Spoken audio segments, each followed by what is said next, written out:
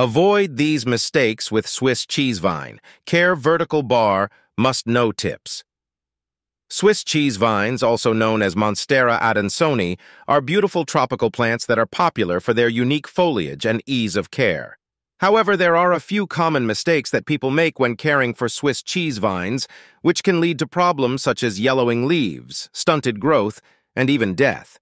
Here are some of the most common Swiss cheese vine care mistakes and how to avoid them. Underwatering.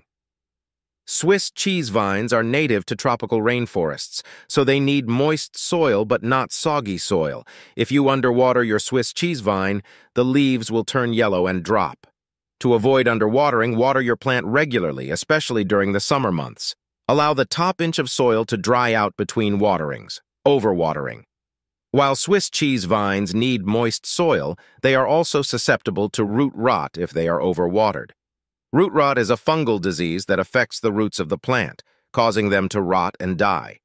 If you overwater your Swiss cheese vine, the leaves will turn brown and fall off. To avoid overwatering, make sure the pot has drainage holes and allow the top inch of soil to dry out between waterings. Incorrect lighting. Swiss cheese vines prefer bright, indirect sunlight. If your plant is getting too much direct sunlight, the leaves will scorch and turn brown. If your plant is not getting enough light, the leaves will become pale and the plant will grow leggy. To provide your Swiss cheese vine with the correct lighting, place it in a spot where it will receive bright, indirect sunlight for 6–8 hours per day. Low humidity. Swiss cheese vines prefer humid conditions. If your home is dry, the leaves of your plant will brown and curl. To increase the humidity around your Swiss cheese vine, you can place it on a pebble tray or mist it regularly. Fertilizing too often. Swiss cheese vines do not need to be fertilized often. Fertilizing too often can damage the roots of the plant.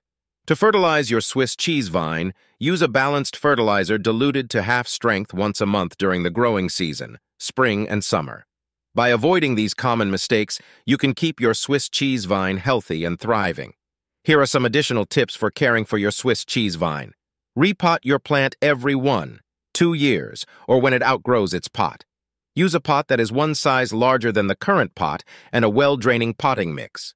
Provide your plant with a support to climb. Swiss cheese vines are epiphytes, meaning they grow on other plants in the wild.